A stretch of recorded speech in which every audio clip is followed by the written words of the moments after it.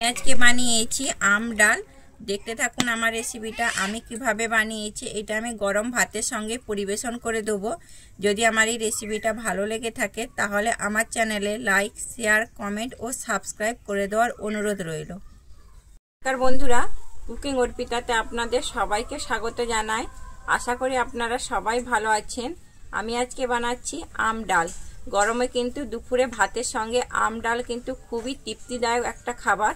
দেখতে থাকুন আমার রেসিপিটা আমি কিভাবে বানাচ্ছি। যদি ভালো লেগে থাকে তাহলে আমার চ্যানেলে লাইক, শেয়ার, কমেন্ট ও সাবস্ক্রাইব করে দেওয়ার অনুরোধ রইল। আমি নিয়েছি এখানে মসুরের ডাল আর আম। আমি মসুর ডালটাকে কিন্তু খুব ভালোভাবে পরিষ্কার করে ধুয়ে নেব। আমি উনুনে কড়া বসিয়েছি, কড়াইতে জল দিয়েছি। আমার জলটা উষ্ণ গরম হয়ে গেছে। আমি এবার ডালটাকে আমি সেদ্ধ করে নেব। উষ্ণ গরম জলে কিন্তু ডাল দিলে ডালটা খুব ভালোভাবে সেদ্ধ হয়ে যায় আর তাড়াতাড়ি সেদ্ধও হয়।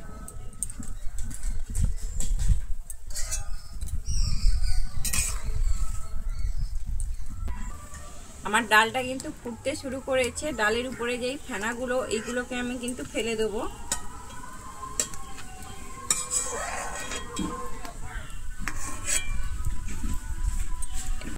আমার ডালটা কিন্তু এখানে সেদ্ধ হয়ে এসছে। আমি খুন্তির সাহায্যে এইভাবে একটু ঘেঁটে ঘেঁটে দেবো।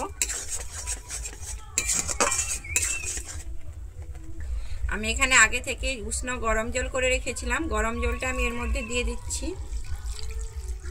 টকের ডাল কিন্তু পাতলা খেতে খুবই ভালো লাগে। টকের ডাল গাঢ় হলে কিন্তু ভালো লাগবে না খেতে। আমি এরপরে দিয়ে দিচ্ছি, এর মধ্যে আমি আমটা কিন্তু কেটে নিয়েছি, আমটা দিয়ে দিচ্ছি। আর দিচ্ছি আমি 3টা কাঁচা লঙ্কা। আমি কাঁচা লঙ্কাটা একটু চিড়ে নিয়েছি, দিয়ে দিচ্ছি। কাঁচা আম কিন্তু সেদ্ধ হতে খুব বেশি সময় লাগবে না, তাই জন্য আমি কিন্তু এখানে 2 থেকে 3 মিনিটের মতো কিন্তু সেদ্ধ করে নেব। আমি এরপরে দিয়ে দিচ্ছি অল্প পরিমাণে হলুদ। হলুদটা কিন্তু দেখে দেবো, আমি কিন্তু পরে আর হলুদ ব্যবহার করব না।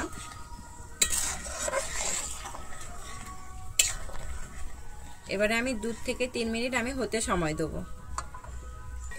আমার কিন্তু 3 মিনিট হয়ে গেছে আর আমার আমটাও খুব ভালোভাবে সেদ্ধ হয়ে গেছে। আমি এবারে নামিয়ে নেব। আমি কড়াইতে সরষের তেল দিয়ে দিয়েছি। আমার তেলটা গরম হয়ে গেছে। আমি প্রথমে এখানে দিচ্ছি 2টো শুকনো লঙ্কা।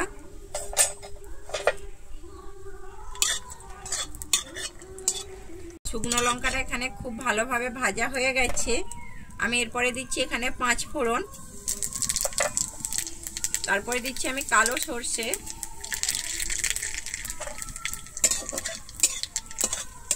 আমার সমস্ত মশলাটা কিন্তু খুব ভালোভাবে এখানে ভাজা হয়ে গেছে, একটা সুন্দর স্মেল ছাড়ছে। আমি এরপরে দিয়ে দিচ্ছি সেদ্ধ করে রাখা ডালটা।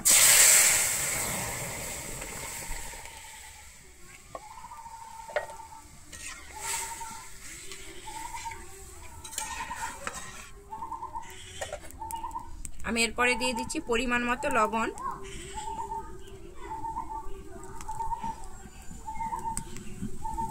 লবণটা অবশ্যই আপনারা আপনাদের পরিমাণ অনুযায়ী দেখে দেবেন। লবণটা দিয়ে আমি খুব ভালোভাবে আবারও মিশিয়ে নেব। এবারে কিন্তু আমি ডালটা ফুটতে সময় দেবো 1 মিনিটের জন্য।